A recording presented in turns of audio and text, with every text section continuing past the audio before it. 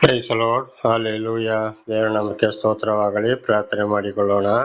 ಸರ್ವ ಸೃಷ್ಟಿಕರ್ತನಾದ ತಂದೆಯ ದೇವರೇ, ಮಗನ ದೇವರೇ, ಪರಿಶುದ್ಧಾತ್ಮನೇ, ನಿಮ್ಮ ನಾಮಕ್ಕೆ ಸ್ತೋತ್ರ ಸ್ವಾಮಿ. ಈ ದಿವಸವು ಈ ಸಮಯವು ಕೂಡ ನಿಮ್ಮಿಂದ ನೇಮಕವಾದಂತಹ ದಿವಸ, ಸಮಯದಕ್ಕಾಗಿ ಸ್ತೋತ್ರ. ಈ ದಿವಸದ ಸಂದೇಶದ ಭಾಗವನ್ನು ಕೂಡ ಹೇರಳವಾಗಿ ಆಶೀರ್ವದಿಸಿರಿ. ನಿಮ್ಮ ಪ್ರೀತಿ ಸಾಹಿಲ್ಲದೆ ಏನು ಮಾಡಲು ಸಾಧ್ಯವಿಲ್ಲ. ನಿಮ್ಮೆಲ್ಲ ಉಪಕಾರ ಸಹಾಯಕ್ಕಾಗಿ ಕೃತಜ್ಞತಾ ವಂದನೆಗಳು.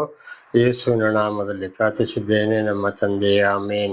ಇದನ್ನು ಕೇಳುತ್ತಿರುವ ನನ್ನ ಸಹೋದರ ಸಹೋದರಿಯರೇ, ನಿಮಗೂ ನನ್ನ ಹೃದಯಪೂರ್ವಕವಾದಂಥ ನಮಸ್ಕಾರಗಳು. ದೇವರು ಈ ದಿವಸವೂ ಕೂಡ ನಿಮ್ಮನ್ನು, ನಿಮ್ಮ ಮಕ್ಕಳನ್ನು ಎಲ್ಲ ರೀತಿಯಲ್ಲಿ ಹೇರಳವಾಗಿ ಆಶೀರ್ವದಿಸಲೆಂದು ಬೆಳಗಿನ ಜಾವದ ಪ್ರಾರ್ಥನೆಯಲ್ಲಿ ಪ್ರತಿ ದಿವಸ ಪ್ರಾರ್ಥಿಸುವವನಾಗಿದ್ದೇನೆ. ದೇವರ ನಾಮಕ್ಕೆ ಸ್ತೋತ್ರ. ಈ ದಿವಸದ ಸಂದೇಶದ ಭಾಗವು ಕೀರ್ತನೆಗಳು 37ನೇ ಅಧ್ಯಾಯ 24ರಿಂದ.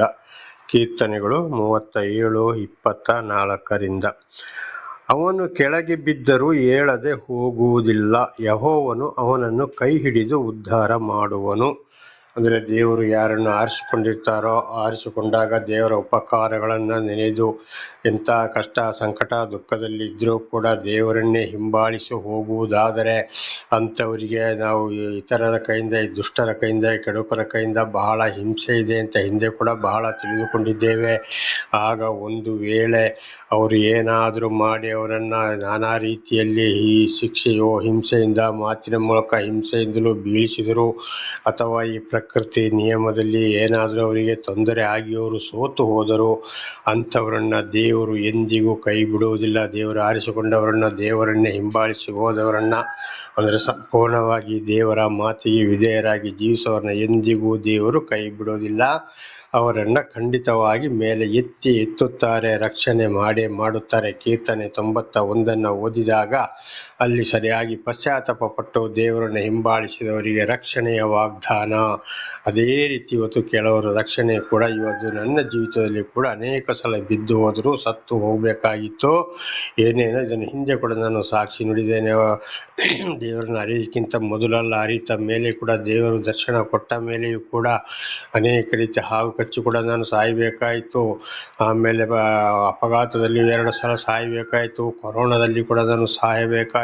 ನಾನಾ ರೀತಿಯಲ್ಲಿ ವಿರೋಧಿಗಳು ಕೂಡ, ನನ್ನ ಸ್ವಂತ ಮಗನೇ ನನಗೆ ವಿರೋಧವಾಗಿ ಬಂದ, ಕತ್ತಿ ಅಂದರೆ ಮಚ್ಚು ತಗೊಂಡು ತಲೆಗೆ ಕಡಿಯಲು ಬಂದ, ಎಲ್ಲ ರೀತಿಯಲ್ಲಿ ದೇವರು ನನಗೆ ರಕ್ಷಣೆ ಕೊಟ್ಟು ಇವತ್ತು ದೇವರ ಸಾಕ್ಷಿಯನ್ನಾಗಿಯೋ ಬೋಧಕನನ್ನಾಗಿ ನನ್ನನ್ನು ಮಾರ್ಪಡಿಸಿದ್ದಾರೆ. ಅನೇಕ ಬೇರೆ ರೀತಿಯಲ್ಲಿ ದುಷ್ಟರು ಕೂಡ ಇದ್ದರು. ಎಲ್ಲರ ಮಧ್ಯದಲ್ಲಿ ಇವತ್ತು ನನ್ನನ್ನು ಸಾಕಿ ಸಲಹುತ್ತಾ ಇದ್ದಾರೆ, ರಕ್ಷಣೆಯನ್ನು ಕೊಡ್ತಾ ಇದ್ದಾರೆ. ಖಂಡಿತವಾಗಿ ಅಂಥವ್ರನ್ನ ದೇವರು ಬಿಡುವುದೇ ಇಲ್ಲ. ಅಂದರೆ ಸಂಪೂರ್ಣ ಭರವಸೆ ದೇವರಲ್ಲಿ ಇಡಬೇಕು. ದೇವರೇ ಅಂಥವ್ರನ್ನ ಕೈ ಹಿಡಿದು ಏನು ಮಾಡ್ತಾರಂತೆ, ಉದ್ಧಾರ ಮಾಡುವರು. ಹಾಗೆ ನೋಡಿ, ಇವತ್ತು ಏನೂ ಇಲ್ಲದೆ ಮನೆ ಬಿಟ್ಟು ಬರುವಾಗೆ ಮಾಡಿದ್ರು, ಬರೀ ಬಟ್ಟೆ ಮಾತ್ರ ತೆಗೆದುಕೊಂಡು. ಆದರೆ ಎಲ್ಲಿಗೆ ಇವತ್ತು ಕೂಡ ಅದೊಂದು ಸ್ವಂತ ಅಂತೇಳಿ ಏನೂ ಇಲ್ಲ. ಹಿಂದೆ ಹೇಳಿದ ಹಾಗೆ ಒಂದು ಜನತಾ ಮನೆಯಲ್ಲಿ ದೇವರು ನಿಲ್ಲಿಸಿದ್ದಾರೆ, ಅದು ಬೇರೆಯವರ ಮನೆ. ಅಲ್ಲಿ ನನಗೆ ಬೇಕಾಗಿದ್ದ ಎಲ್ಲವನ್ನು ಕೊಟ್ಟು ಸಾಕಿ ಸಲಹುತ್ತಾ ಇದ್ದಾರೆ. ದೇವರ ನಾಮಕ್ಕೆ ಸ್ತೋತ್ರವಾಗಲಿ. ಹಾಲೆಲೂಯಾ. ಉದಾಹರಣೆಗೆ ನೋಡಿ, ಈ ವರ್ಷ ಭಾಳ ಬಿಸಿಲು ತಡ್ಕೊಳ್ಳೋದು ನನಗೆ ಮೊದಲೇ ಸೆಕೆ ಅಂದರೆ ತಡ್ಕೊಳ್ಳೋಕ್ಕಾಗೋದಿಲ್ಲ. ಆಮೇಲೆ ಇದು ವಾಟರ್ ಫ್ಯಾನ್ ಉಷಾ ಕಂಪನಿದು ಕೂಡ ಒಂದು ತಾಯಿ 2 ಮಕ್ಕಳ ಕೈಲಿ ಫ್ರೀಯಾಗಿ ಕೊಡಿಸಿದರು. ದೇವರ ನಾಮಕ್ಕೆ ಸ್ತೋತ್ರವಾಗಲಿ. ಹಾಲೆಲೂಯಾ. ಹಾಗೆ ಪ್ರತಿಯೊಂದು ಹಾಕುವ ಬಟ್ಟೆಯು, ಫ್ಯಾನು ಕೂಡ ಪ್ರತಿಯೊಂದು, ಆ ಫ್ಯಾನ್ ಒಂದು ಇಲ್ಲದೆ ಹೋಗಿದ್ರೆ ಈ ವರ್ಷ ನಾನು ಬಹಳ ಕಷ್ಟವಾಗಿ ಜೀವಿಸಬೇಕಾಗಿತ್ತು. ಯಾಕೆಂದರೆ ಒಂದು ಸೀಟು, ಮನೆ ಕೆಳಗಡೆ ಸೀಟ್ ಇದೆ, ಸೀಟಂತೂ ಬಿಸಿಲಲ್ಲಿ ಹೇಗೆ ಆಗ್ತದೆ ನಿಮಗೆ ಚೆನ್ನಾಗಿ ಗೊತ್ತಿದೆ. ಆದ್ದರಿಂದ ನೋಡಿ, ಅದೊಂದು ಫ್ಯಾನ್, ವಾಟರ್ ಫ್ಯಾನನ್ನು ಕೂಡ ಒಂದು ತಾಯಿ ಮಕ್ಕಳ ಕೈಯಲ್ಲಿ ದೇವರು ಕೊಡಿಸಿದರು. ಹೊಸ ಫ್ಯಾನ್ ತಗೊಂಡು ಹೋಗಿ ಅವರ ಮುಖಾಂತರ ಇವತ್ತು ನನಗೆ ಬಹಳ ದೇವರು ಸಹಾಯ ಮಾಡಿಸ್ತಾ ಇರುವಂಥದ್ದು. ದೇವರ ನಾಮಕ್ಕೆ ಸ್ತೋತ್ರವಾಗಲಿ. ಇತರ ಸಹೋದರ ಸಹೋದರಿಯರ ಮುಖಾಂತರ ಕೂಡ ಸಹಾಯ ಮಾಡಿಸ್ತಾ ಇದ್ದಾರೆ. ಹಾಗೆ ಯಾವುದೇ ಕಷ್ಟ ಸಂಕಟ ದುಃಖ ಬಂದರೂ ದೇವರೇ ಉದ್ಧಾರ ಮಾಡುತ್ತಾರೆ. ದೇವರು ಕೈ ಬಿಡುವವರಲ್ಲ. ದೇವರ ನಾಮಕ್ಕೆ ಸ್ತೋತ್ರವಾಗಲಿ. ಆದುದರಿಂದ ಸರ್ವ ಸೃಷ್ಟಿಕರ್ತನಾದ ದೇವರನ್ನೇ ನಾವು ಹಿಂಬಾಲಿಸಬೇಕು. ದೇವರ ನಾಮಕ್ಕೆ ಸ್ತೋತ್ರ. 25, ನಾನು ಬಾಲಕನಾಗಿದ್ದೇನು, ಈಗ ವೃದ್ಧನಾಗಿದ್ದೇನೆ, ಈವರೆಗೆ ನೀತಿವಂತನು ದಿಕ್ಕಿಲ್ಲದೆ ಬಿದ್ದಿರುವುದನ್ನಾಗಲಿ ಅವನ ಸಂತತಿಯವರು ಭಿಕ್ಷೆ ಬೇಡಿ ತಿನ್ನುವುದನ್ನಾಗಲಿ ನೋಡಲಿಲ್ಲ. ನೋಡಿ, ದಾವೀದರ ಹೆಸರು ಚಿಕ್ಕದಾಗಿದ್ದೆ, ಈಗ ಅವ್ರ ವಯಸ್ಸಾದ ಕಾಲದಲ್ಲಿ ಅವರು ಹೇಳಿದ್ದು, ನಾನು ಹುಡುಗನಾಗಿದ್ದೆ, ಈಗ ನಾನು ವಯಸ್ಸಾದವನು ಆಗಿದ್ದೆ, ಇಲ್ಲಿವರೆಗೆ ನೀತಿವಂತನು ದಿಕ್ಕಿಲ್ಲದ ಬಿದ್ದಿರುವುದಾಗಲಿ ಅವನ ಸಂತತಿಯವರು ಭಿಕ್ಷೆ ಬೇಡಿ ತಿನ್ನುವುದನ್ನಾಗ ನೋಡಲಿಲ್ಲ. ನೋಡಿ, ನೀತಿವಂತರು ಯಾವುದೇ ಕಷ್ಟ ಸಂಕಟ ದುಃಖ ಬಂದರೂ ನನಗೆ ಅದಿಲ್ಲ ಇದಿಲ್ಲ, ಅವರು ಸಹಾಯಕ್ಕೆ ಬನ್ನಿ ಇವರ ಸಹಾಯಕ್ಕೆ ಬನ್ನಿ ಅಂತೇಳಿ ಯಾರನ್ನ ಕರೆದಿಲ್ಲ. ದೇವರು ಯಾರನ್ನು ಆದಿಕೊಂಡಿದ್ದಾರೋ ಅವರನ್ನ, ದೇವರು ಯಾರನ್ನ ಸ್ವೀಕಾರ ಮಾಡಿದವರು ಅವರನ್ನ, ಅವರ ಕಷ್ಟಗಳಿಗೆ ಇತರರೇ ಬಂದು ಸಹಾಯ ಮಾಡ್ತಾರೆ ಹೊರತು ನೀವು ಬನ್ನಿ ನನ್ನ ಹಾಗೆ ತಗೊಳ್ಳೋಗಿ ಹೀಗೆ ತಗೊಳ್ಳೋಗಿ ಆಸ್ಪತ್ರೆಗೆ ತಗೊಳ್ಳೋಗಿ ಅಂತೇಳಿ ಕರೆಯುವಂಥ ಅವಕಾಶವೇ ಇಲ್ಲ. ಆ ಸಮಯದಲ್ಲಿ, ಕಷ್ಟದ ಸಮಯದಲ್ಲಿ ದೇವರು ಇನ್ನೊಬ್ಬರನ್ನು ಸಹಾಯಕ್ಕೆ ಕೊಡ್ತಾರೆ ಅಂತ ಇದರ ಅರ್ಥ. ಇದು ನನ್ನ ಜೀವಿತದಲ್ಲಿ ಒಬ್ಬಂಟಿಗನಾಗಿ ಜೀವಿಸಿದಾಗಲೂ ಕೂಡ, ಈಗ ವಯಸ್ಸಾದವನು ಕೂಡ, ನಾನು ಕೂಡ ಈಗ ವೃದ್ಧನಾಗಿದ್ದೇನೆ. ಈಗ ನನಗೆ ಜುಲೈ 3ನೇ ತಾರೀಕಿಗೆ 71 ವರ್ಷ ಪೂರ್ತಿಯಾಗುತ್ತಿದೆ. ದೇವರ ನಾಮಕ್ಕೆ ಸ್ತೋತ್ರವಾಗಲಿ, ಹಲ್ಲೆಲೂಯಾ. ಹಾಗೆ ಇವತ್ತು ನನ್ನ ಜೀವಿತದಲ್ಲಿ ಕೂಡ ಈ ವಾಕ್ಯ ನೆರವೇರುತ್ತಲೇ ಇದೆ. ದೇವರ ನಾಮಕ್ಕೆ ಸ್ತೋತ್ರ. ಅವನ ಸಂತತಿಯವರು ಭಿಕ್ಷೆ ಬೇಡಿ ತಿನ್ನುವುದನ್ನು ಆಗಲಿ ನೋಡಲಿಲ್ಲ. ಒಂದು ವೇಳೆ ಈಗ ನೋಡಿ, ಯಾರನ್ನು ದೇವರು ಆರಿಸಿಕೊಂಡಿರ್ತಾರೋ, ಯಾರಿಗೆ ವಿರೋಧ ಬರ್ತದೋ, ಒಂದು ವೇಳೆ ಅವರನ್ನು ಒಬ್ಬಂಟಿಗರನ್ನಾಗಿ ಕುಟುಂಬ ಸಂಸಾರದಿಂದ ಬೇರ್ಪಡಿಸಿದರೂ ಕೂಡ ಅವರ ಸಂತತಿಯವರು ಅದು ಕೊಡು ಇದು ಕೊಡು ಹಾಗೆ ಹೀಗೆ ಅಂತ ಭಿಕ್ಷೆ ಬೇಡಿ ತಿನ್ನುವುದನ್ನು ಬಿಡುವುದಿಲ್ಲ. ಅವರು ಎಂಥ ಪಾಪ ಮಾಡಿದರೂ ಕೂಡ ದೇವರ ನಾಮಕ್ಕೆ ಸ್ತೋತ್ರಗಳಿಗೆ ಕಾರಣ, ಮನೆಯವನನ್ನ ದೇವರು ಆರಿಸಿಕೊಳ್ಳುವುದರಿಂದ ಅವರ ಹೆಂಡತಿ ಮಕ್ಕಳು ಸೊಸೆಯಂದಿರ ಮೊಮ್ಮಕ್ಕಳು ಏನೇ ಆಗಲಿ ಅವರನ್ನು ದೇವರು ಭಿಕ್ಷೆ ಬೇಡಿ ತಿನ್ನಕ್ಕೆ ಮಾಡುವುದಿಲ್ಲ. ಇವತ್ತು ನನ್ನ ಜೀವಿತದಲ್ಲಿ ಕೂಡ ಹಾಗೆ, ಈಗ ದೇವರು ನನ್ನನ್ನು ಕುಟುಂಬದ ಸಂಸಾರದಿಂದ, ಇವತ್ತು ಹೆಂಡತಿ ಮಕ್ಕಳಿಂದ ನನ್ನನ್ನು ಬೇರ್ಪಡಿಸಿ ಸತ್ಯ ಸ್ವಾರ್ಥಿಗಾಗಿ ನನ್ನನ್ನು ಕಳಿಸಿದ್ದಾರೆ.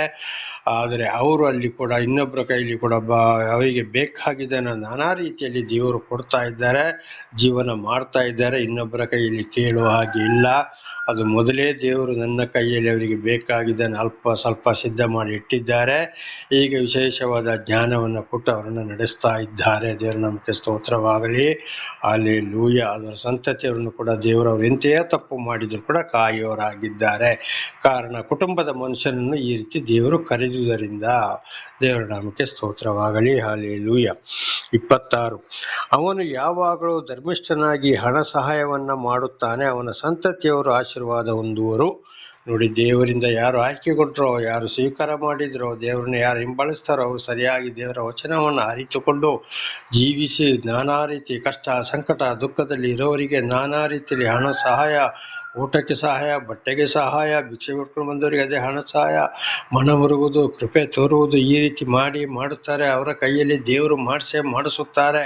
ಅವರ ಹಿಂದಿನ ಜೀವಿತ ಹೇಗೆ ಇದ್ದಿರ್ಬೋದು, ಏನೇ ಇದ್ದಿರ್ಬೋದು, ಈಗ ನನ್ನ ಜೀವಿತದಲ್ಲಿ ಕೂಡ ಹಿಂದೆ ದೇವರು ದರ್ಶನ ಕೊಡುವುದಕ್ಕಿಂತ, ದೇವರ ವಾಕ್ಯವನ್ನು ತಿಳಿಯಪಡಿಸುವುದಕ್ಕಿಂತ ಮೊದಲು ಒಂದು ಭಿಕ್ಷೆಯವರಿಗೆ ಕೂಡ ಕೊಡೋದು ಮಾಡೋದು, ಆಗಲೇ ಕಷ್ಟ ಸಂಕಟ ದುಃಖದಲ್ಲಿರೋರಿಗೆ ಸಹಾಯ ಮಾಡುವುದು ನನಗೊಂದು ಕರುಣೆ ಇತ್ತು. ಆದರೆ ದೇವರು ಆಗಲೇ ನನ್ನ ಕೈಯಲ್ಲಿ ಅದನ್ನು ಮಾಡಿಸ್ತಾ ಬಂದರು. ಆದರೆ ದೇವರು ಯಾರೆಂಬುದು ಗೊತ್ತಿರಲಿಲ್ಲ. ಅದರ ಜೊತೆಯಲ್ಲಿ ಲೋಕದ ಪಾಪಗಳಿಗೂ ಕೂಡ ಹೋಗಿ ಬಹಳ ಶಿಕ್ಷೆಯನ್ನು ಅನುಭವಿಸಿದೆ. ಕೆಟ್ಟವರ ಸಹವಾಸ ಕೂಡ ಮಾಡಿ ಹಿಂದೆ ಕೂಡ ಸಾಕ್ಷಿ ಕೊಟ್ಟಿದ್ದೇನೆ. ಆದರೆ ವಿಶೇಷವಾಗಿ ದೇವರ ದರ್ಶನ ಆದಮೇಲೆ ದೇವರು ಯಾರೆಂಬುದು ಗೊತ್ತಾಯಿತು. ಹಾಗೆ ಖಂಡಿತವಾಗಿ ಇವತ್ತೇನು ಮಾಡ್ತಾರೆ, ದೇವರು ಯಾರನ್ನು ಕರೆದಿರ್ತಾರೋ, ಯಾರನ್ನು ನಡೆಸ್ತಾರೋ ಅಂಥವರ ಮುಖಾಂತರ ಅವರು ಇಂಥ ಕಷ್ಟ ಆದರೂ ಇತರರಿಗೆ ಹಣ ಸಹಾಯ ಮಾಡುತ್ತಾರೆ. ಆಗಲ್ಲಿ ಏನಾಗ್ತದೆ, ಆ ಒಂದು ಆಶೀರ್ವಾದ ಅವರ ಸಂತಾನದವರ ಮೇಲೆ ಹೋಗ್ತದೆ. ಹಾಗೆ ನೋಡಿ, ದೇವರು ಇವತ್ತು ನನ್ನ ಕೈಲಿ ಮಾಡುವ ಕೆಲಸ, ಮಾಡಿಸುವ ಉಪಕಾರದಿಂದಾಗಿ ಇವತ್ತು ನನ್ನ ಹೆಂಡತಿ, ಮಗ, ಸೊಸೆ, ಮೊಮ್ಮಗ ಅವರು ಬಹಳ ಚೆನ್ನಾಗಿ ಜೀವಿಸ್ತಾ ಇದ್ದಾರೆ. ಅವರ ಅನುದಿನದ ಆಹಾರ ಬಟ್ಟೆಯನ್ನು ಕೊಟ್ಟು ಏನು ತೊಂದರೆ ಇಲ್ಲದೆ, ಒಂದೊಂದ್ಸಲ ಬಹಳ ಕಷ್ಟ ಸಂಕಟ ದುಃಖಗಳು ಬಂದು ಹೋಗಿದ್ದಾವೆ ಅವರಿಗೆ. ಆದರೂ ದೇವರವರನ್ನು ಮೇಲಕ್ಕೆ ಎತ್ತುತ್ತಾ ಬರುತ್ತಲೇ ಇದ್ದಾರೆ, ಅದರಿಂದ ಬಿಡುಗಡೆ ಕೊಡ್ತಲೇ ಇದ್ದಾರೆ. ಆದರೆ ಇನ್ನೂ ಕೂಡ ದೇವರ ಬಳಿಗೆ ಬರುವುದಿಲ್ಲ. ಅದು ದೇವರಿಗೆ ಬಿಟ್ಟ ವಿಷಯ. ದೇವರಿಗೆ ಬೇಕಾದರೆ ಆರಿಸಿಕೊಳ್ತಾರೆ, ಬೇಡ ಇದ್ರೆ ಬಿಡುತ್ತಾರೆ. ಆದರೆ ನಾನು ಇವತ್ತು ಕೂಡ ವಾರಕ್ಕೆ ಒಂದು ಸಲ ಆದರೂ ಅವರಿಗೆಲ್ಲವರಿಗಾಗಿ ದೇವರಲ್ಲಿ ಪ್ರಾರ್ಥಿಸ್ತಾ ಇದ್ದೇನೆ. ಹಾಗೆ ದೇವರು ನಮ್ಮನ್ನು ಆರಿಸಿಕೊಂಡ ಮೇಲೆ ನಮ್ಮ ಹೆಂಡತಿಯ ಕುಟುಂಬ ಸಂಸಾರ ನಮ್ಮ ಸಂಸಾರದಿಂದ ಬೇರ್ಪಡಿಸಿದ ಮೇಲೆ ಖಂಡಿತವಾಗಿ ಅಂಥವರ ಹೆಂಡತಿ ಮಕ್ಕಳಿಗೂ ಎಲ್ಲಿ ಏನೂ ಕೊರತೆ ಆಗದಾಗೆ ದೇವರು ನೋಡ್ಕೊಳ್ತಾರೆ. ಈ ಆಶೀರ್ವಾದ ಅಲ್ಲಿ ಇದು ಒಂದು ನನ್ನ ಸಂಸಾರದಲ್ಲಿ ಕೂಡ ಇವತ್ತು ನಡೆಯುತ್ತಲೇ ಇದೆ. ದೇವರ ನಾಮಕ್ಕೆ ಸ್ತೋತ್ರ. ಹಾಲೆಲೂಯ. 27 ಕೆಟ್ಟದಕ್ಕೆ ಹೋಗದೆ ಒಳ್ಳೆಯದನ್ನೇ ಮಾಡು, ಆಗ ನೀನು ಯಾವಾಗಲೂ ದೇಶದಲ್ಲಿ ವಾಸವಾಗಿರುವಿ. ಕೆಟ್ಟದಕ್ಕೆ ಹೋಗದೆ, ಈಗ ದೇವರು ಇತರರ ಮೂಲಕ ತಿಳಿಯಪಡಿಸಿದರು. ಈಗ ನಿಮಗೆ ನನ್ನ ಮುಖಾಂತರ ದೇವರು ತಿಳಿಯಪಡಿಸ್ತಾರೆ. ಒಳ್ಳೆಯದು ಯಾವುದು, ಕೆಟ್ಟದ್ದು ಯಾವುದು, ಮಾತುಕತೆ, ಕೊಡುವುದು ತಗೊಳ್ಳೋದು, ಪ್ರತಿಯೊಂದು ವಿಷಯಗಳಲ್ಲಿ ದೇವರು ಪಡಿಸ್ತಲೇ ಇದ್ದಾರೆ. ಆಗಲ್ಲಿ ಗೊತ್ತಾಗ್ತದೆ ಅಂಥರ ಸಂಘವೇ ಬಿಡಬೇಕು, ಅಂಥ ವಿಚಾರವನ್ನೇ ಬಿಡಬೇಕು. ಆಗ ನೀನು ಯಾವಾಗಲೂ ದೇಶದಲ್ಲಿ ವಾಸವಾಗಿರು ಅಂದರೆ ಆಯುಷ್ಯ ಫಲ ಕೊಟ್ಟಷ್ಟು ವರ್ಷ ಶಾಂತಿ ಸಮಾಧಾನ ಆರೋಗ್ಯದಲ್ಲಿ ವಾಸ ಮಾಡುವ ಹಾಗೆ ನಮಗೆ ಆಶೀರ್ವಾದ ಸಿಗ್ತದೆ. ಕೆಟ್ಟವರ ಸವಾಸ, ಕೆಟ್ಟ ಕೆಲಸ ಕಾರ್ಯಗಳು, ಕೆಟ್ಟ ಮಾತುಗಳನ್ನು ಬಿಟ್ಟು ಜೀವಿಸಬೇಕು. ಇಲ್ಲದಿದ್ದರೆ ದೇವರ ಆಶೀರ್ವಾದ ಹೊಂದಲು ಸಾಧ್ಯವಿಲ್ಲ. ದೇವರ ನಾಮಕ್ಕೆ ಸ್ತೋತ್ರವಾಗಲಿ. ಯಾವಾಗಲೂ ಒಳ್ಳೆಯದನ್ನೇ ಮಾಡಬೇಕು, ಕೆಟ್ಟದ್ದು ಮಾಡಬಾರದು. ಒಳ್ಳೆಯದನ್ನೇ ಮಾತಾಡಬೇಕು, ಕೆಟ್ಟದನ್ನು ಮಾತಾಡಬಾರದು. ದೇವರ ನಾಮಕ್ಕೆ ಸ್ತೋತ್ರ. ಅಂದರೆ ದೇವರ ವಾಕ್ಯಕ್ಕೆ ವಿಧೇಯರಾಗಿ ಜೀವಿಸಬೇಕು. ಆಗ ಈ ಲೋಕದಲ್ಲಿ ಶಾಂತಿ ಸಮಾಧಾನ ಆರೋಗ್ಯದಿಂದ ನಾವು ಜೀವಿಸಬಹುದು ಅಂತ ಇದರ ಅರ್ಥ. 28 ಯೆಹೋವನು ನ್ಯಾಯವನ್ನು ಮೆಚ್ಚುವವನು ತನ್ನ ಭಕ್ತರನ್ನು ಎಂದಿಗೂ ಕೈ ಬಿಡುವುದಿಲ್ಲ. ದೇವರ ನಮಗೆ ಸ್ತೋತ್ರವಾಗಲಿ. ನೋಡಿ, ಯಾವುದೇ ಕಷ್ಟ ಸಂಕಟ ದುಃಖ ಬಂದರೂ ದೇವರ ದರ್ಶನವಾದ ಮೇಲೆ ದೇವರು ನಮ್ಮನ್ನು ನಡೆಸ್ತಾ ಇರುವಾಗ ಸತ್ಯವನ್ನೇ ಮಾತಾಡಬೇಕು, ಸುಳ್ಳು ಹೇಳಬಾರ್ದು, ನ್ಯಾಯವನ್ನೇ ಮಾತನಾಡಬೇಕು. ಅವ್ರ ನಮ್ಮ ಹೆಂಡತಿ ಆಗಲಿ, ಮಕ್ಕಳಾಗಲಿ, ಗಂಡ ಆಗಲಿ, ಅತ್ತೆ ಆಗಲಿ, ಸೊಸೆ ಆಗಲಿ, ಮಕ್ಕಳೇ ಆಗಲಿ, ಯಾರೇ ಆಗಲಿ, ಅವರು ತಪ್ಪು ಮಾಡಿದರೆ ನೋಡಪ್ಪ ನೀನು ತಪ್ಪು ಮಾಡಿದ್ದಿ ಅಂತ ಹೇಳಬೇಕು. ನಾವು ಗೆಲ್ಲಕ್ಕೋಸ್ಕರ ಇಲ್ಲ, ನಮ್ಮ ಕುಟುಂಬ ನಮ್ಮ ಸಂಸಾರ ಬಿಟ್ಟು ಕೊಡಬಾರ್ದು ಅಂತೇಳಿ ತಪ್ಪನ್ನ ಸರಿ ಅಂತೇಳಿ ವಾದ ಮಾಡಕ್ಕೆ ಹೋಗಬಾರ್ದು. ಅದು ಕೂಡ ಅದಕ್ಕೂ ದೇವರಿಂದ ದೊಡ್ಡ ಶಾಪ ಬಂದೇ ಬರುತ್ತದೆ. ಆಗ ಏನಿದ್ರು ನ್ಯಾಯವನ್ನು ಅದಕ್ಕೆ ಮಾತ್ರ ದೇವರು ಮೆಚ್ಚೋದು ಹೊರತು ತಪ್ಪನ್ನು ಸರಿಯನ್ನ ತಪ್ಪು ಅಂತ ಹೇಳ್ಕೊಂಡವ್ರು ಯಾರೇ ಒಬ್ಬರ ಪರ ನಮ್ಮ ಕುಟುಂಬ ನಮ್ಮ ಸಂಸಾರ ನಮ್ಮ ಹೆಂಡತಿ ನಮ್ಮ ಮಗ ನಮ್ಮ ಅತ್ತೆ ನಮ್ಮ ಸೊಸೆ ನಮ್ಮ ಅಣ್ಣ ನಮ್ಮ ತಮ್ಮ ಅಂತೇಳಿ ಕೆಟ್ಟದನ್ನು ಮೆಚ್ಚುವವರು ಖಂಡಿತವಾಗಿ ದೇವರು ಮೆಚ್ಚುವುದಿಲ್ಲ. ಅದಕ್ಕೆ ಯೆಹೋವನು ದೇವರ ನ್ಯಾಯವನ್ನು ಮೆಚ್ಚುವನು, ತನ್ನ ಭಕ್ತರನ್ನು ಎಂದಿಗೂ ಕೈ ಬಿಡುವುದಿಲ್ಲ. ಅಂಥ ನ್ಯಾಯವಂತರನ್ನು ದೇವರು ಎಂದಿಗೂ ಕೈ ಬಿಡುವುದಿಲ್ಲ. ಎಂಥ ಕಷ್ಟ ಸಂಕಟ ದುಃಖಗಳು ಬಂದರೂ ಕೂಡ ಅವರನ್ನು ದೇವರೇ ಕೈ ಹಿಡಿದು ನಡೆಸುವವರಾಗಿದ್ದಾರೆ. ಇದು ಇವತ್ತು ನನ್ನ ಜೀವಿತದಲ್ಲಿ ಕೂಡ ಹಾಗೆ. ಅದೇ ಇವತ್ತು ಸರಿಯಾಗಿ ದೇವರಿಂದ ಆದುಕೊಂಡವರು ನ್ಯಾಯವನ್ನು ಇದ್ದಾಗೆ ಕಂಡಾಗೆ ಮಾತಾಡಿದಾಗ ಬಹಳ ಶಿಕ್ಷೆ. ಆದರೂ ದೇವರ ಕಷ್ಟ ಸಂಕಟ ಮಧ್ಯದಲ್ಲಿ ಕೂಡ ಹಾವು ಚೇಳುಗಳ ಮಧ್ಯೆ ಅಂದರೆ ಅಂಥ ಕೆಟ್ಟ ಜನರ ಮಧ್ಯದಲ್ಲಿ ಕೂಡ ದೇವರು ಹಾಳು ಮಾಡಲು ಬಿಡುವುದಿಲ್ಲ. ಒಂದಲ್ಲ ಒಂದು ಜ್ಞಾನವನ್ನು ಕೊಟ್ಟು ಕಾವಲು ದೂತರ ಮೂಲಕ ರಕ್ಷಣೆಯನ್ನು ಕೊಡಿಸ್ತಾರೆ. ಪವಿತ್ರಾತ್ಮರ ಮೂಲಕ ಅವರಿಗೆ ವಿಶೇಷವಾದ ಜ್ಞಾನವನ್ನು ಕೊಟ್ಟು ನಡೆಸುವವರಾಗಿದ್ದಾರೆ. ದೇವರು ನಮಗೆ ಸ್ತೋತ್ರ. ಅವರು ಸದಾ ಕಾಲವು ಸುರಕ್ಷಿತರಾಗಿರುವರು. ಅಂಥವ್ರು ನೋಡಿ ಯಾವಾಗಲೂ ರಕ್ಷಣೆಯಲ್ಲೇ ಇರ್ತಾರೆ. ಯಾರು ಏನೇ ಯೋಚನೆ ಮಾಡಿದ್ರು, ಏನೇ ಆದರೂ, ಏನೇ ಮಾಡಬೇಕು ಅಂತ ಖಂಡಿತವಾಗಿ ಯಾರಿಗೂ ಏನು ಮಾಡೋಕ್ಕಾಗೋದಿಲ್ಲ. ಅವರು ಸುಮ್ಮನೆ ಒಂದು ಯೋಚನೆ ಮಾಡಬೇಕಷ್ಟೇ. ಇದನ್ನು ಹಿಂದೆ ಕೂಡ ನಾವು ತಿಳಿದುಕೊಂಡಿದ್ದೇವೆ. ಮತ್ತೆ ಕಡೆಗೆ ಗುರ್ರ ಅಂತ ಅಯ್ಯೋ ನಮ್ಮ ಕಾರ್ಯ ಏನೂ ನಡೆಯಲಿಲ್ಲಪ್ಪ, ಏನೂ ಆಗಲಿಲ್ಲ, ಯಾಕೆ ಹೀಗಾಯಿತು ತಾನೆ ಅವರಿಗೆ ಕಡೆಗೆ ಗೊತ್ತಾಗ್ತದೆ ದೇವರು ಇವನ ಪರವಾಗಿದ್ದಾರೆ, ಇವನ ಏನು ಮಾಡೋಕ್ಕೂ ನಮಗೆ ಆಗುವುದಿಲ್ಲ ಅಂಥೇಳಿ ಸುರಕ್ಷಿತವಾಗಿಯೇ ದೇವರವರನ್ನು ರಕ್ಷಣೆ ಮಾಡಿಕೊಂಡು ಹೋಗ್ತಾರೆ. ಇದೆಲ್ಲವೂ ನನ್ನ ಜೀವಿತದಲ್ಲಿ ಕೂಡ ನೆರವೇರಿದೆ. ಅನೇಕ ಮಂದಿ ಸಾಕ್ಷಿಗಳಲ್ಲಿ ಕೂಡ ಅನೇಕ ಕುಟುಂಬಗಳಲ್ಲಿ ಕೂಡ ನೋಡುವಾಗ ಇದೇ ರೀತಿ ಕಾಣ್ತದೆ. ದೇವರು ನಮಗೆ ಸ್ತೋತ್ರ. ದುಷ್ಟರ ಸಂತತಿ ತೆಗೆದುಹಾಕಲ್ಪಡುವುದು. ನೋಡಿ, ಯಾವಾಗ ಹೊಟ್ಟೆ ಕಿಚ್ಚು ದೇವರ ಮಾತು ಕೇಳುವುದಿಲ್ಲ, ಒಳ್ಳೆಯದು ತಿಳಿಸಿದ್ರು ಕೇಳೋದಿಲ್ಲ, ದುಷ್ಟರು ಹೊಟ್ಟೆ ಕಿಚ್ಚಿ ನಾನಾ ರೀತಿ ಅನ್ಯಾಯ ದಗ ಮೋಸ ಮಾಡಿ ದೇವರನ್ನ ದೂಷಣೆ ಮಾಡುವವರು, ದೇವರಿಂದ ಆಯ್ಕೆಯಾದವ್ರನ್ನ ದೂಷಣೆ ಮಾಡೋದು, ಹಿಂಸೆ ಕೊಡೋದು, ಅಥವಾ ಯಾರಿಗೂ ಆದರೂ ನಾನಾ ರೀತಿಯಲ್ಲಿ ದಗ ಮೋಸ ಮಾಡೋರು ಖಂಡಿತವಾಗಿಯೂ ಅವ್ರು ಏನು ಮಾಡ್ತಾರೆ, ಅಂಥವ್ರ ಸಂತತಿಯೇ ಸರ್ವನಾಶವಾಗುವಾಗ ಮಾಡ್ತಾನಂತೆ ದೇವರು. ಅದುವೇ ನೋಡಿ ಇವತ್ತು ಏನಾಗ್ತದೆ, ಒಂದೊಂದು ಕಡೆಗೆ ಜಲಪ್ರವಾಹ, ಸುನಾಮಿ, ಬೆಟ್ಟ ಜರಿಯುವಂಥದ್ದು, ನಾನಾ ರೀತಿಯಲ್ಲಿ ಶಿಕ್ಷೆ ಬರುವಂಥದ್ದು, ಹಾವು ಕಚ್ಚುವಂಥದ್ದು, ಬೆಂಕಿಯಲ್ಲಿ ಸುಟ್ಟು ಹೋಗುವಂಥದ್ದು, ಇದು ಹೊಸ ಒಡಂಬಡಿಕೆಯಲ್ಲೂ ಕೂಡ ಕೆಟ್ಟವರ ಸಂತತಿಯನ್ನು ಒಂದು ಗೂಡಿಸಿ ದೇವರು ನಾಶ ಮಾಡ್ತಾರೆ ಎಂಬುದಾಗಿ ಹೊಸ ಒಡಂಬಡಿಕೆಯಲ್ಲಿ ಕೂಡ ಬರೆಯಲ್ಪಟ್ಟಿದೆ. ಇದನ್ನೇ ಶ್ರೀಕೃಷ್ಣ ಪರಮಾತ್ಮ ಕೂಡ ಅರ್ಜುನನಿಗೆ ಹೇಳಿದ್ದಾರೆ. ನೋಡಪ್ಪ, ನೋಡಪ್ಪ ಇದು ಅಂತ. ಇದೇ ರೀತಿ ಕುರಾನಲ್ಲಿ ಕೂಡ ಬರೆಯಲ್ಪಟ್ಟಿದೆ. ದೇವರ ನಾಮಕ್ಕೆ ಸ್ತೋತ್ರವಾಗಲಿ. ಹಾಗೆ ದುಷ್ಟರು ಎಷ್ಟೇ ಇದು ಮಾಡಿದ್ರು, ಏನೇ ಮಾಡಿದ್ರು, ಖಂಡಿತವಾಗಿ ಅವರ ಸಂತಾನವೇ ತೆಗೆದು ಹಾಕಲ್ಪಡುವುದು ಎಂಬುದಾಗಿ ಬರೆಯಲ್ಪಟ್ಟಿದೆ. 29, ನೀತಿವಂತರು ದೇಶವನ್ನು ಅನುಭವಿಸುವವರಾಗಿ ಅದರಲ್ಲಿ ಶಾಶ್ವತವಾಗಿ ವಾಸಿಸುವರು. ನೀತಿವಂತರು ಅಂದರೆ ದೇವರನ್ನೇ ಹಿಂಬಾಲಿಸುವವರು. ದೇವರು ಯಾರ ಮನಸ್ಸು ಹೃದಯವನ್ನು ನೋಡಿ ಕರೆದಿದ್ದಾರೋ, ದೇವರೊಂದಿಗೆ ಜಯಿಸ್ತಾರೋ, ಅವರು ಖಂಡಿತ ನೀತಿವಂತರಾಗಿ ಯಾವುದೇ ರೀತಿಯಾಗಿ ನ್ಯಾಯವನ್ನು ಬಿಟ್ಟು ಹೋಗುವುದಿಲ್ಲ. ಅನ್ಯಾಯ, ದಗ, ಮೋಸ ಇತರರಿಗೆ ಮಾಡೋದಿಲ್ಲ. ಇನ್ನೊಬ್ಬರ ಹೊಟ್ಟೆ ಉರಿಸೋದಿಲ್ಲ. ಅವರು ಖಂಡಿತವಾಗಿ ಅವರ ವಂಶವೇ ಏನಾಗ್ತದೆ, ದೇಶವನ್ನು ಶಾಶ್ವತವಾಗಿ ವಾಸಿಸುವರು. ಅವರ ಸಂತಾನವೇ ದೇಶದಲ್ಲಿ ಶಾಂತಿ, ಸಮಾಧಾನ, ಆರೋಗ್ಯದಲ್ಲಿ ಜೀವಿಸುವಾಗೆ ದೇವರವರನ್ನ ಆಶೀರ್ವಾದ ಮಾಡ್ತಾರೆ ಅಂತ ಇದರ ಅರ್ಥ. ನೀತಿವಂತನ ಬಾಯಿಯು ಸುಜ್ಞಾನವನ್ನು ನುಡಿಯುತ್ತದೆ, ಅವನ ನಾಲಿಗೆ ನ್ಯಾಯವನ್ನು ಹೇಳುತ್ತದೆ. ನೋಡಿ, ದೇವರಿಂದ ಯಾರು ಆಯ್ಕೆಗೊಂಡಿದ್ದಾರೋ ಅವರು ಒಳ್ಳೆ ಜ್ಞಾನ, ತಿಳುವಳಿಕೆಯನ್ನೇ ಜನರಿಗೆ ಬೋಧಿಸ್ತಾರೆ. ನೋಡಪ್ಪ, ಈ ರೀತಿ ಮಾಡು, ಇಲ್ಲಾಂದ್ರೆ ನೀನು ಕೆಟ್ಟೋಗ್ತೀಯ, ಹಾಳಾಗ್ತೀಯ, ಇಂಥದನ್ನ ನೀನು ಬಿಡು ಅಂತ. ಅವರ ನಾಲಿಗೆ ನ್ಯಾಯವನ್ನು ಹೇಳುತ್ತದೆ. ತಪ್ಪಾದ್ರೆ ತಪ್ಪೇ, ಸರಿಯಾದ್ರೆ ಸರಿ. ಅವ್ರ ಗಂಡ ಆಗಲಿ, ಹೆಂಡತಿ ಆಗಲಿ, ಅತ್ತೆ, ಸೊಸೆ, ಅಣ್ಣ, ತಮ್ಮ, ಅಕ್ಕ, ತಂಗಿಯರು, ಈ ಥರದ್ದು ಯಾರೂ ನೋಡೋದಿಲ್ಲ. ನ್ಯಾಯವೇ, ನೀನು ಮಾಡಿದ್ದು ಸರಿ, ನೀನು ಮಾಡಿದ್ದು ತಪ್ಪು ಅಂತೇಳಿ ಯಾವಾಗ ದೇವರಿಂದ ಆಯ್ಕೆಗೊಂಡಿದ್ದಾರೋ, ದೇವರ ಆತ್ಮ ಯಾರಲ್ಲಿ ಇದೆಯೋ, ಯಾರನ್ನು ದೇವರು ನಡೆಸ್ತಾ ಇದ್ದಾರೋ ಅವರು ನ್ಯಾಯವನ್ನೇ ನುಡಿಯುತ್ತಾರೆ. ದೇವರ ನಾಮಕ್ಕೆ ಸ್ತೋತ್ರವಾಗಲಿ. ಇದರಲ್ಲಿ ತಿಳ್ಕೊಳ್ಬೇಕು, ಇವರು ದೇವರಿಂದ ಆಯ್ಕೆಗೊಂಡವರು ಎಂಬುದಾಗಿ. ದೇವರ ನಾಮಕ್ಕೆ ಸ್ತೋತ್ರವಾಗಲಿ. ಹಲ್ಲೆಲೂಯಾ. 31ನೇ ವಚನ. ದೇವರ ಧರ್ಮೋಪದೇಶವು ಅವನ ಹೃದಯದಲ್ಲಿರುವುದು, ಅವನು ಜಾರುವುದೇ ಇಲ್ಲ.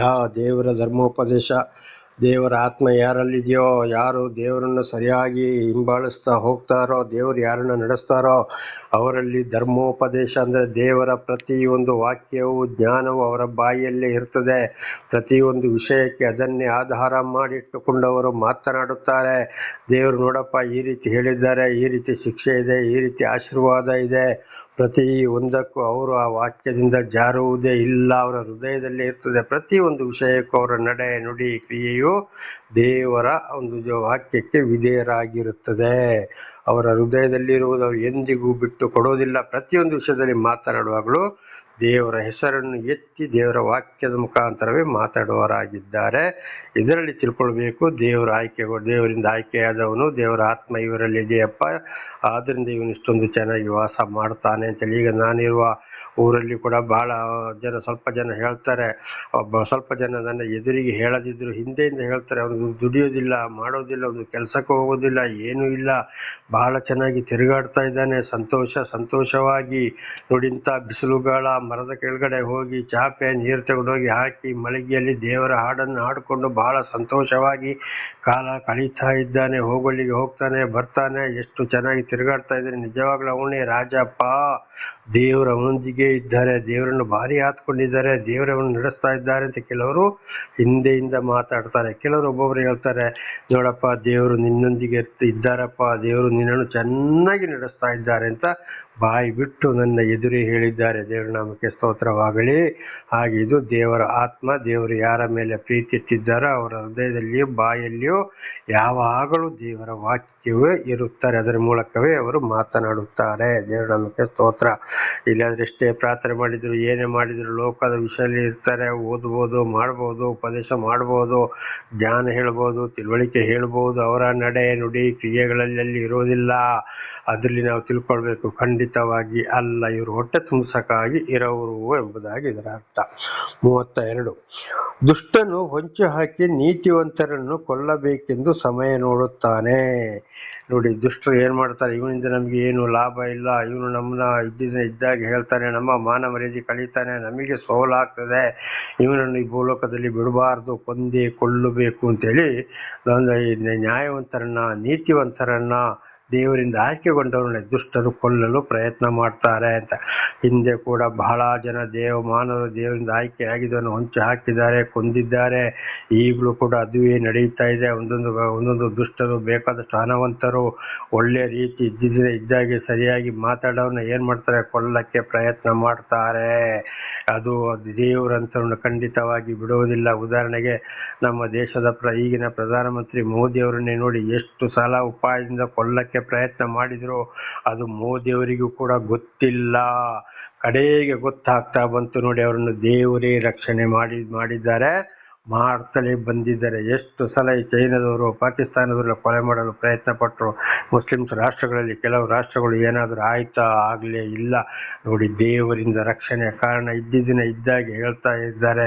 ಇಡೀ ದೇಶವನ್ನು ರಕ್ಷಣೆ ಮಾಡಕ್ಕೆ ಬರ್ತಾ ಇದ್ದಾರೆ. ಇವತ್ತು ಮಹಾಭಾರತ ಭಗವದ್ಗೀತೆ ವಾಕ್ಯಗಳ ಮೂಲಕವೇ ಅವರು ನಡೆಯವರಾಗಿದ್ದಾರೆ ನೋಡಿ. ಅವರಿಗೆ ಅಲ್ಲಿ ರಕ್ಷಣೆ ಬರ್ತಾ ಇದೆ.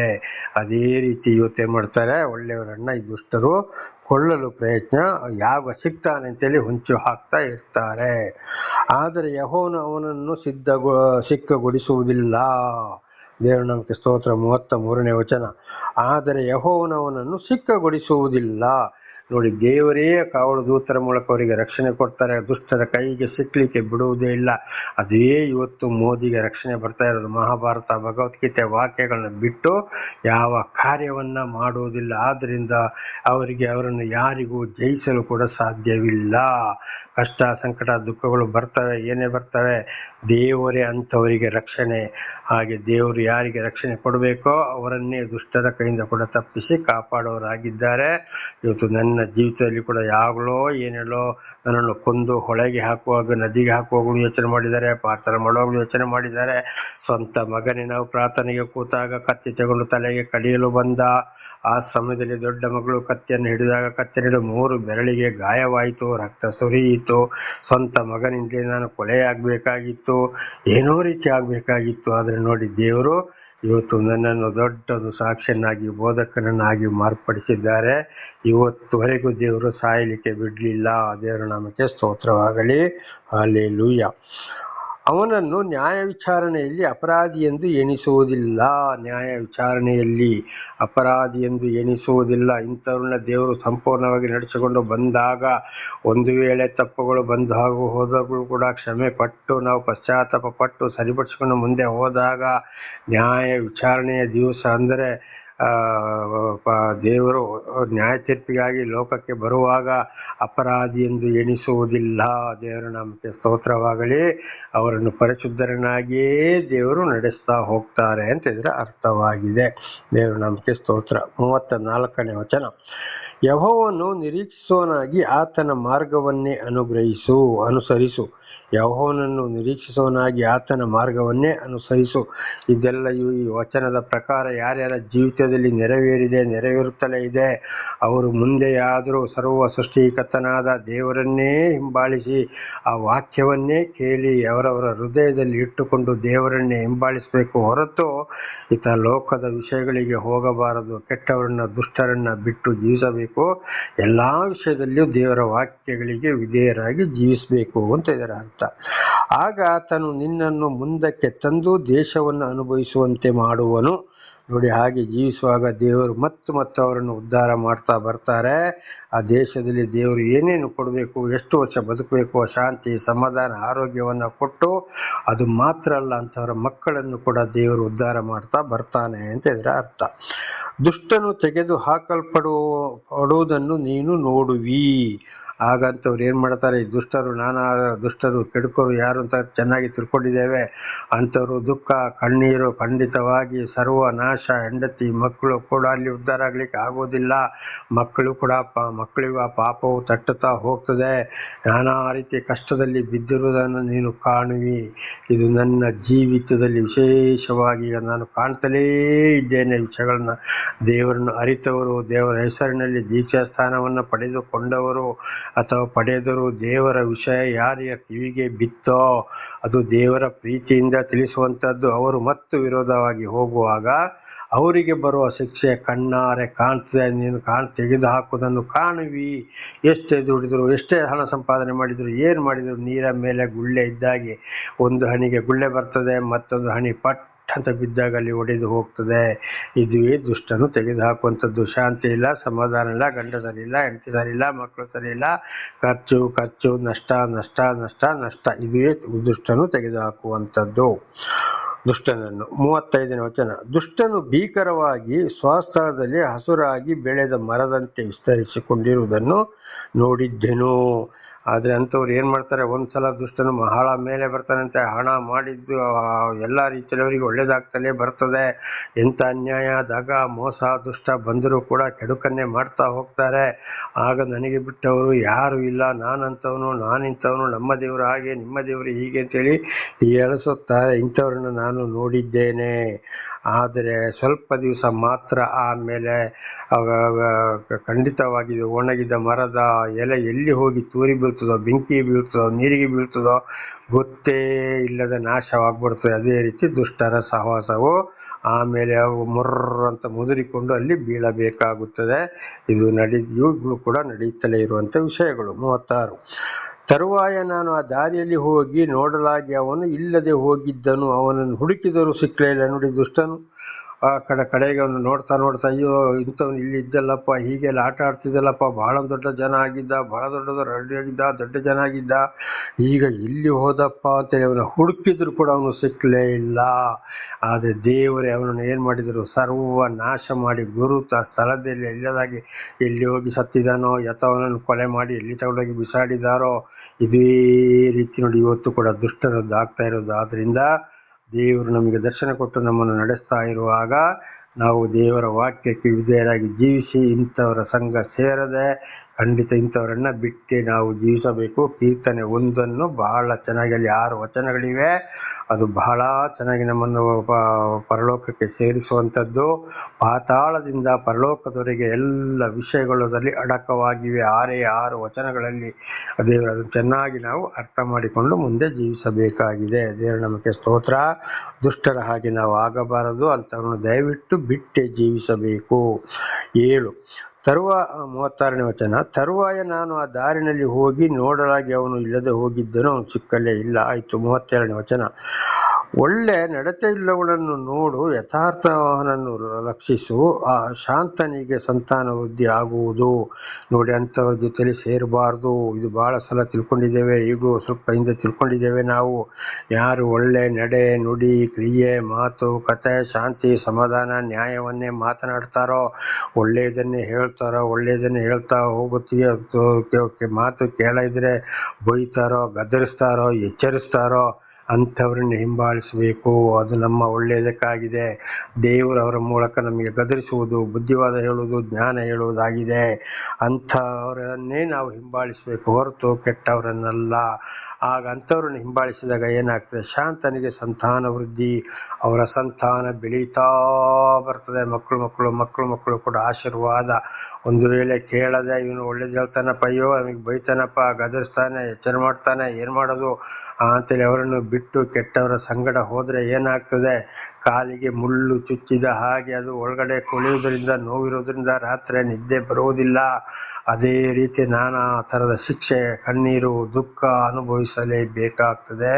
ಅದಕ್ಕೆ ಕೀರ್ತನೆ 1 ಹೇಳಿದ್ದು, ದುಷ್ಟರ ಆಲೋಚನೆಯಂತೆ ನಡೆಯದೆ, ಪಾಪಾತ್ಮರ ಪಥದಲ್ಲಿ ಕಾಲೂರದೆ, ಧರ್ಮ ನಿಂದಕರೊಡನೆ ಕೂತುಕೊಳ್ಳದೆ, ಹಗಲು ಇರುಳು ಯೆಹೋವನ ಅಂದರೆ ದೇವರ ಪರಮಾತ್ಮ ವಾಕ್ಯವನ್ನು ಯಾರು ಧ್ಯಾನಿಸುತ್ತಾರೋ, ದೇವರ ಮಾತನ್ನು ಧ್ಯಾನಿಸುತ್ತಾರೋ ಅವರು ಎಷ್ಟೋ ಧನ್ಯರು ಅಂತ. ಕೆಟ್ಟವರನ್ನು ಬಿಟ್ಟು ಒಳ್ಳೆಯವರ ಸಂಘ ಮಾಡಿದರೆ ಮಾತ್ರ ಸಾಧ್ಯ. ಒಳ್ಳೆಯವರಂದ್ರೆ ಇವತ್ತು ದೇವಮಾನವರು, ಗುರುಜಿಗಳು, ಸ್ವಾಮೀಜಿಗಳು, ಬ್ರಾಹ್ಮಣರುಗಳು, ಮಠಾಧೀಶಗಳು ಅಂತ ಹೇಳಿಕೊಂಡು ನಾನಾ ರೀತಿಯ ಅನ್ಯಾಯ, ದಾಗ, ಮೋಸ, ವಿಗ್ರಹ ಪೂಜೆ, ಮಾಯ, ಮಂತ್ರ, ಜ್ಯೋತಿಷ, ಹಾಗೆ ಮಾಡು ಹೀಗೆ ಮಾಡು ಅಂತ ಸುಳ್ಳು ಹೇಳಿ ಅವರ ಹೊಟ್ಟೆ ತುಂಬಸಕ್ಕೆ ನೋಡ್ತಾರೆ.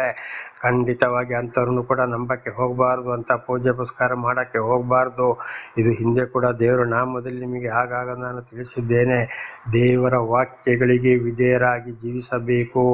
ಈ ಕೆಟ್ಟದನ್ನು ಬಿಟ್ಟು ಒಳ್ಳೆಯದನ್ನೇ ಮಾಡುತ್ತಾ ಹೇಳುತ್ತಾ ನಾವು ಜೀವಿಸಬೇಕು. ಯಾವುದೇ ಮಾಯ, ಮಂತ್ರ, ಪೂಜೆ ಪುರಸ್ಕಾರ, ಯಾವುದೇ ಗುರುಜಿ, ಸ್ವಾಮೀಜಿ, ಬ್ರಾಹ್ಮಣರು, ಮಠಾಧೀಶರು ಅವರ ಕಾಲಿಗೆ ಹೋಗಿ ಬೀಳೋದು, ಅವರಿಗೆ ಸಾವಿರ ದುಡ್ಡ ಕೊಡೋದು ಏನೂ ಪ್ರಯೋಜನ ಬರುವುದಿಲ್ಲ. ಹೀಗೆ ಒಳ್ಳೆ ಸತ್ಯ ಸುವಾರ್ತೆಯನ್ನು ಹೇಳ್ತಾರ, ಸತ್ಯ ವಿಷಯವಾಗಿ ಸರ್ವ ಸೃಷ್ಟಿಗರ್ತ ಭಗವಂತ ಪರಮಾತ್ಮನ ಮಾತನ್ನು ತಿಳಿಸ್ತಾ ಹೋಗ್ತಾರೋ, ಗದರಿಸ್ತಾರೋ, ಎಚ್ಚರಿಸ್ತಾರೋ, ಯಾವುದಕ್ಕೂ ಆಸೆ ಪಡದೆ ಯಾರು ಇರ್ತಾರೋ ಅಂಥವರನ್ನೇ ಹಿಂಬಾಲಿಸಬೇಕು ಅಂತ ಇದರ ಅರ್ಥ. ಅವರ ಸಂತಾನವು ಕೂಡ ಆಶೀರ್ವದಿಸಲ್ಪಡುವುದು. 38 ದ್ರೋಹಿಗಳೆಲ್ಲರೂ ನಾಶವಾಗುವರು, ದುಷ್ಟರ ಸಂತಾನವು ತೆಗೆದುಹಾಕಲ್ಪಡುವುದು. ದ್ರೋಹಿಗಳು ಅಂದ್ರೆ ಯಾರು? ಇವರು ದ್ರೋಹಿಗಳು ದೇವರ ಮಾತನ್ನ ಕೇಳಿದಾಗ ಯಾರು ಅದನ್ನು ಕೇಳದೆ ಅವರ ಸ್ವಂತ ಬುದ್ಧಿಯಲ್ಲಿ ಗರ್ವ ಅಹಂಕಾರದಲ್ಲಿ ಹೋಗ್ತಾರೋ ಅವರೇ ದ್ರೋಹಿಗಳಾಗಿದ್ದಾರೆ. ಅದು ದೇವರನ್ನ ಅರಿತವರಾಗ್ಲಿ, ದೇವರನ್ನ ಅರಿಯದವರೇ ಆಗಿರ್ಲಿ, ದೀಕ್ಷಾ ಸ್ಥಾನ ಪಡೆದವರೇ ಆಗಿರ್ಲಿ, ಪಡೆಯದವರೇ ಆಗಿರ್ಲಿ, ಒಟ್ಟಿನಲ್ಲಿ ದೇವರ ಮಾತನ್ನು ಕೇಳದೆ ಅದಕ್ಕೆ ವಿರುದ್ಧವಾಗಿ ಯಾರು ನಡೀತಾರೋ ಅವರೆಲ್ಲರೂ ದ್ರೋಹಿಗಳೇ, ನಾಶವಾಗಿ ಹೋಗ್ತಾರೆ. ಅವರ ವಂಶ ಸಂತಾನವೇ ಇಲ್ಲದಾಗ್ತದೆ. ನಾನಾ ರೀತಿ ಕಷ್ಟ, ಸಂಕಟ, ದುಃಖವನ್ನು ಅನುಭವಿಸಬೇಕಾಗ್ತದೆ ಅಂತ ಇದರ ಅರ್ಥ. ದುಷ್ಟರ ಸಂತಾನವು ತೆಗೆದುಹಾಕಲ್ಪಡುವುದು. ನೋಡಿ ಮತ್ತೊಂದ್ಸಲ ಅವರ ಸಂತಾನವೇ ಇದು. ಯೆರೆಮೀಯನ ಗ್ರಂಥದಲ್ಲಿಯೂ ಧರ್ಮೋಪದೇಶ ಕಾಂಡದಲ್ಲಿ ಕೂಡ ಬರೆಯಲ್ಪಟ್ಟಿದೆ. ನಿನ್ನ ಹೆಸರನ್ನು ಭೂಮಿಯಿಂದ ಅಳಿಸಿ ಹಾಕುವನು, ನಿನ್ನ ಹೆಸರನ್ನು ಧೂಳಿನಲ್ಲಿ ಬರೆಯಿಸಿ ಬಿಡುವೇನು. ಅದರಲ್ಲಿ ಸಂತಾನ ಫಲವೇ ಇಲ್ಲದಾಗ್ತದೆ. ಒಬ್ಬೊಬ್ಬರಿಗೆ ಮಕ್ಕಳೇ ಇರೋದಿಲ್ಲ, ಅಥವಾ ಹುಟ್ಟಿದ ಮಕ್ಕಳು ಸಾಯ್ತಾರೆ, ಗರ್ಭಪಾತವು ಆಗ್ತಲೇ ಬರ್ತದೆ. ಇನ್ನು ಒಬ್ಬೊಬ್ಬರಿಗೆ ಬರೀ ಹೆಣ್ಣು ಮಕ್ಕಳೇ ಇರ್ತಾರೆ, ಗಂಡು ಮಕ್ಕಳು ಇರೋದಿಲ್ಲ. ಹೆಣ್ಣು ಮಕ್ಕಳು ಇನ್ನೊಂದು ಕಡೆ ಮದುವೆ ಆಗಿ ಹೋದಾಗ ಅಲ್ಲಿ ಆ ಸಂತಾನ, ಹೆಣ್ಣು ಮಕ್ಕಳು ಸಂತಾನ ಮದುವೆ ಆಗುವವರೆಗೆ ಮಾತ್ರ ಸಂತಾನ, ಮದುವೆ ಆದ್ಮೇಲೆ ಅದು ನಮ್ಮ ಸಂತಾನ ಅಲ್ಲವೇ ಅಲ್ಲ. ಒಂದು ಗಂಡು ಇದ್ರೆ ಮಾತ್ರ ಅಲ್ಲಿ ಸಂತಾನ ಸಂಪೂರ್ಣ ನಾಶವಾಗಿ ಹೋಗ್ದಾಗ ಅಲ್ಲಿ ಏನಾಗಿದೆ, ಒಂದು ಅವರ ಮೂಲಕವೋ ಅಥವಾ ಹಿರಿಯರ ಮೂಲಕವೋ ಅಲ್ಲಿ ಏನೋ ಶಾಪಗಳು ನಿಂತಿವೆ ಅಂತ ಇದನ್ನು ನಾವು ಚೆನ್ನಾಗಿ ಅರ್ಥ ಮಾಡಿಕೊಳ್ಳಬೇಕು. ಹಾಗೆ ದುಷ್ಟರ ಸಂತಾನವು ತೆಗೆದು ಹಾಕಲ್ಪಡುವುದು. ಆದ್ರೆ ಅಂಥವ್ರಿಗೆ ಕೂಡ ದೇವರು ಆರಿಸಿಕೊಂಡರ ಮುಖಾಂತರ ವಿಷಯವನ್ನು ತಿಳಿಸ್ತಾರೆ. ಒಂದು ವೇಳೆ ಕೇಳಿ ವಿಧೇಯರಾಗಿ ದೇವರ ಕಡೆಗೆ ತಿರುಗಿಕೊಂಡ್ರೆ ಅವರಿಗೂ ಗಂಡು ಸಂತಾನ ಇಲ್ಲದ ಹೋದ್ರು, ಮಕ್ಕಳು ಇಲ್ಲದ ಹೋದ್ರು, ಅಥವಾ ಏನೇ ತೊಂದರೆ ಇದ್ರೂ ಕೂಡ ಆಶೀರ್ವಾದ ಇದೆ. ಮತ್ತು ಅವರ ದುಷ್ಟತನದ ತಿರುಗಲಿಲ್ಲೋ ಖಂಡಿತವಾಗಿಯೂ ಅವರಿಗೆ ಬಹಳ ನ್ಯಾಯ ತೀರ್ಪು ಇದೆ ಅಂತ ಇದರ ಅರ್ಥವಾಗಿದೆ. 39ನೇ ವಚನ ನೀತಿವಂತರ ರಕ್ಷಣೆ ಯೆಹೋವನಿಂದಲೇ, ಇಕ್ಕಟ್ಟಿನಲ್ಲಿ ಆತನೇ ಅವರಿಗೆ ದುರ್ಗಸ್ಥಾನ. ವಾಕ್ಯವನ್ನ ಕೇಳಿ ಯಾರು ದೇವರನ್ನೇ ಹಿಂಬಾಲಿಸ್ತಾರೆ, ಯಾವುದೋ ಕಷ್ಟ ಸಂಕಟ ದುಃಖ ಬಂದರೂ ಆಗ ಇದನ್ನು ಈಗ ಸ್ವಲ್ಪ ಸಮಯ ಹಿಂದೆ ಕೂಡ ತಿಳ್ಕೊಂಡಿದ್ದೇವೆ. ಯಾವುದೇ ಕಷ್ಟ ಸಂಕಟ ದುಷ್ಟರ ಕೈಯಿಂದ, ಕೆಡುಕರ ಕೈಯಿಂದ, ಪ್ರಕೃತಿ ನಿಯಮದಿಂದಲೂ, ಪ್ರಾಣಿ ಪಕ್ಷಿಗಳ ಕೈಯಿಂದಲೂ ಯಾವುದೇ ರೀತಿ ಅಪಾಯ ಬರುವುದಾದರೂ ರಕ್ಷಣೆಯಿಂದ ದೇವರಿಂದಲೇ. ನಾನು ಬದುಕಿದೆ, ನಾನು ಹೀಗೆ ಮಾಡಿದೆ ಅಂತ ಹೇಳಿ ಪ್ರಯೋಜನ ಇಲ್ಲ. ಎಲ್ಲರೂ ಪ್ರತಿ ಒಂದರಲ್ಲಿಯೂ ದೇವರಿಂದಲೇ ರಕ್ಷಣೆ. ಇಕ್ಕಟ್ಟಿನಲ್ಲಿ ಆತನೇ ಅವರಿಗೆ ದುರ್ಗಸ್ಥಾನ. ಇಕ್ಕಟ್ಟು ಬಂದಾಗ ಖಂಡಿತವಾಗಿ ದೇವರು ಕಾವಲು ದೂತರ ಮೂಲಕ ರಕ್ಷಣೆ ಕೊಡ್ತಾರೆ. ಇದನ್ನು ಹಿಂದೆ ಬಹಳ ಸಲ ತಿಳ್ಕೊಂಡಿದ್ದೇವೆ. ಒಬ್ಬೊಬ್ಬರಿಗೆ ಒಂದೊಂದು ದೂತರಿದ್ದಾರೆ. ಎಲ್ಲಿ ಹೋದ್ರು ಬಂದ್ರು ಸದಾ ಈ ದೂತರು ಅವರೊಂದಿಗೆ ಇರುತ್ತಾರೆ, ಅವರ ಮೇಲೆ ದೃಷ್ಟಿ ಇಟ್ಟಿರ್ತಾರೆ. ಇಕ್ಕಟ್ಟು ಬಂದಾಗ ತಕ್ಷಣ ದೇವರು ಯಾರನ್ನು ರಕ್ಷಿಸಬೇಕೋ, ಯಾರನ್ನು ಆದುಕೊಂಡಿದ್ದಾರೋ ಅವರಿಗೆ ರಕ್ಷಣೆಯನ್ನ ಕೊಡ್ತಾರೆ. ಇದು ನನ್ನ ಜೀವಿತದಲ್ಲಿ ಕೂಡ ಬೇಕಾದಷ್ಟು ಸಲ ನಡೆದು ಹೋಗಿದೆ. ದೇವರ ನಾಮಕ್ಕೆ ಸ್ತೋತ್ರವಾಗಲಿ. 40 ಯೆಹೋವನು ಸಹಾಯಕನಾಗಿ ಅವರನ್ನು ತಪ್ಪಿಸಿ ಬಿಡುವನು, ಅವರು ಆತನ ಆಶ್ರಿತರಾದ ದುಷ್ಟರ ಕೈಯಿಂದ ತಪ್ಪಿಸಿ ರಕ್ಷಿಸುವನು. ಎಂಥ ಕಷ್ಟ ಸಂಕಟ ದುಃಖದಲ್ಲಿ ದೇವರೇ ಅವರನ್ನು ರಕ್ಷಿಸ್ತಾರೆ. ಎಂಥ ದುಷ್ಟರ ಕೈಯಿಂದಲೂ ಕೂಡ ತಪ್ಪಿಸುವ ರಕ್ಷಣೆ ಬರುವುದು ದೇವರಿಂದಲೇ. ಪ್ರಾರ್ಥನೆ ಮಾಡಿಕೊಳ್ಳೋಣ. ಸರ್ವ ಸೃಷ್ಟಿಕರ್ತನ ತಂದೆಯ ದೇವರೇ, ಮಗನ ದೇವರೇ, ಪರಿಶುದ್ಧಾತ್ಮನೇ, ನಿಮ್ಮ ನಾಮಕ್ಕೆ ಸ್ತೋತ್ರ. ಇವತ್ತಿನ ಸಂದೇಶವನ್ನು ನನ್ನ ಸಹೋದರ ಸಹೋದರಿಗೆ ನೀವು ತಿಳಿಸಿದ್ದೀರಿ. ಇದರಲ್ಲಿ ಏನಾದರೂ ತಪ್ಪಿ ಹೋಗಿದ್ದರೆ ಅವರನ್ನು ನಿಮ್ಮ ಪವಿತ್ರ ಆತ್ಮನ ಮೂಲಕ ನಡೆಸಿರಿ. ಪಾಪ ಪರಿಹಾರ ರಕ್ಷಣೆ ನಿಮ್ಮಿಂದಲೇ ಹೊರತು ಬೇರೆ ಯಾರಿಂದಲೂ ಇಲ್ಲ. ಚೆನ್ನಾಗಿ ತಿಳಿದು ವಾಕ್ಯಕ್ಕೆ ವಿಧೇಯರಾಗಿ ಜೀವಿಸಿ ನಿಮ್ಮಿಂದ ಆಶೀರ್ವಾದ ಹೊಂದಿ ಅವರ ಮಕ್ಕಳನ್ನು ಅದೇ ಮಾರ್ಗದಲ್ಲಿ ನಡೆಸಿ ಅವರೆಲ್ಲರೂ ಇತರರಿಗೆ ಸಾಕ್ಷಿ ನುಡಿಯುವಂತೆ ಆಶೀರ್ವದಿಸಿರಿ. ನಿಮ್ಮೆಲ್ಲ ಉಪಕಾರಗಳಿಗಾಗಿ ಕೃತಜ್ಞತಾ ವಂದನೆಗಳು. ನಾನು ಕೂಡ ಹೆಚ್ಚೆಚ್ಚು ತಿಳಿದುಕೊಳ್ಳುವಂತೆ ನೀವು ಮಾಡಿದಕ್ಕಾಗಿ, ಮಾಡ್ತಾ ಇರುವುದಕ್ಕಾಗಿ ಸ್ತೋತ್ರ. ಯೇಸುವಿನ ನಾಮದಲ್ಲಿ ಪ್ರಾರ್ಥಿಸಿದ್ದೇನೆ ನಮ್ಮ ತಂದೆ, ಆಮೆನ್. ಇದನ್ನು ಕೇಳುತ್ತಿರುವ ನನ್ನ ಸಹೋದರ ಸಹೋದರಿಯರು ನಿಮಗೂ ನನ್ನ ಹೃದಯಪೂರ್ವಕವಾದಂಥ ಧನ್ಯವಾದಗಳು. ದೇವರು ನಿಮ್ಮನ್ನು ಎಲ್ಲಾ ರೀತಿಯಲ್ಲಿ ಹೇರಳವಾಗಿಯೂ ಆಶೀರ್ವದಿಸಲಿ. ಆಮೆನ್.